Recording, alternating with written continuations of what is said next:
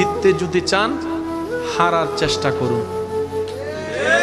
আর মনে রাখবেন, সব হারাতে অপমান হয় না, কিছু হারার মধ্যে মজাও আছে যদি মজা নিতে জানি। সেজন্য আল্লাহর প্রিয় বান্দারা দুনিয়ার মানুষের কাছে হেরে গিয়ে রবের রহমতের চোখে জিতে যায়, রবের রহমতের দৃষ্টিতে জিতে যায়। কারণ তারা জানে এটা ক্ষণস্থায়ী, ওটা চিরস্থায়ী। বান্দা দিলে বেশি থেকে বেশি কি দিবে? থ্যাংক ইউ দিবে, না হয় একটা ট্রফি দিবে, না হয় একটা মেডেল দিবে।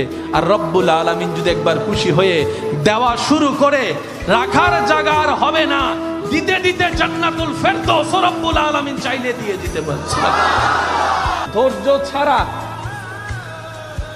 জিতা সম্ভব। আমরা সব সময় জিতা মনে করি কি জানেন? অন্যকে হারাতে পারলে আমি জিতে গেলাম। বিশ্বাস করেন, এটার নাম জিতা নয়, এটার নাম হচ্ছে আপনার